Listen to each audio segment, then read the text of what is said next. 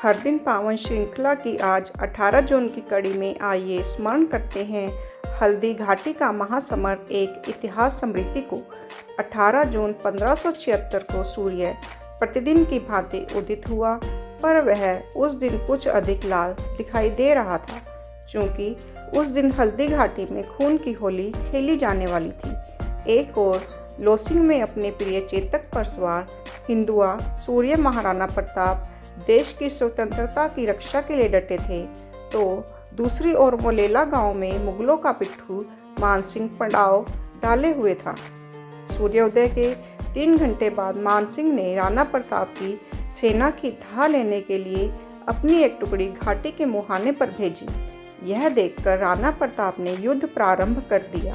फिर क्या था, मानसिंह तथा राणा की सेनाएं परस्पर भिड़ गई। लोहे से लोहा बज उठा, खून के फवारे छूटने लगे, चारों ओर लाशों के ढेर लग गए। भारतीय वीरों ने हमलावरों के छक्के छुड़ा दिए। यह देखकर मुगल सेना ने तोपों के मुंह खोल दिए। ऊपर सूरज तप रहा था तो नीचे तोपें आग उगल रही थी। प्रताप ने अपने साथियों को ललकारा, साथियों छीन लो इनकी तोपें, आज विधर्मियों की पूर्ण पराजय तक युद्ध चलेगा। धर्म व मातृभूमि के लिए मरने का अवसर बार बार नहीं आता। स्वातंत्र्य योद्धा यह सुनकर पूरी ताकत से शत्रुओं पर पिल पड़े। अगर आपने अभी तक हमारे चैनल को सब्सक्राइब नहीं किया है तो कृपया इसे सब्सक्राइब अवश्य कर लें, जिससे कि आपको प्रतिदिन इसी प्रकार की अच्छी जानकारी मिलती रहे। राणा की आंखें युद्ध भूमि में देश और धर्म के द्रोही मानसिंह को ढूंढ रही थी।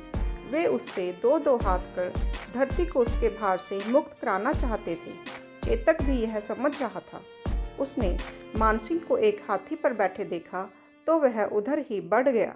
पलक झपकते ही उसने हाथी के मस्तक पर अपने दोनों अगले पांव रख दिए।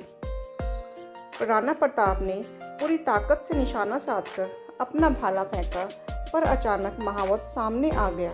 भाले ने उसकी ही बलि ले ली। उधर मानसिंह होदे में छिप गया। हाथी बिना महावत के ही मैदान छोड़कर भाग गया। भागते हुए उसने अनेक मुगल सैनिकों को जहन्नुम भेज दिया। मुगल सेना में इससे निराशा फैल गई। तभी रणभूमि से भागे मानसिंह ने एक चालाकी की। उसने सेना के सुरक्षित दस्ते ने ढोल नगाड़ों के साथ युद्ध भूमि में प्रवेश किया और यह झूठा शोर मचा दिया कि बादशाह अकबर खुद लड़ने आ गए हैं। इससे मुगल सेना के पांव थम गए। वे दुगने जोश से युद्ध करने लगे। इधर राणा प्रताप घावों से निढाल हो चुके थे। मानसिंह के बच निकलने का उन्हें बहुत खेद था। उनकी सेना सब ओर से घिर चुकी थी। मुगल सेना संख्या बल में भी 3 गुनी थी, फिर भी वे पूरे दम से लड़ रहे थे। ऐसे में यह रणनीति बनाई गई कि पीछे हटते हुए मुगल सेना को पहाड़ियों की ओर खींच लिया जाए। इस पर कार्यवाही प्रारंभ हो गई। ऐसे समय में झाला मानसिंह ने आग्रहपूर्वक उनका छत्र और मुकुट स्वयं धारण कर लिया।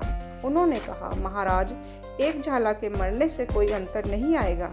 यदि आप बच गए तो कई झाला तैयार हो जाएंगे, पर यदि आप नहीं बचे तो देश किसके भरोसे विदेशी हमलावरों से युद्ध करेगा। छत्र और मुकुट के धोखे में मुगल सेना झाला से ही युद्ध में उलझी रही और राणा प्रताप सुरक्षित निकल गई। मुगलों के हाथ कुछ नहीं आया। इस युद्ध में राणा प्रताप और चेतक के कौशल का जीवंत वर्णन पंडित श्याम नारायण पांडे ने अपने काव्य हल्दी घाटी में किया है। भारत माता की जय।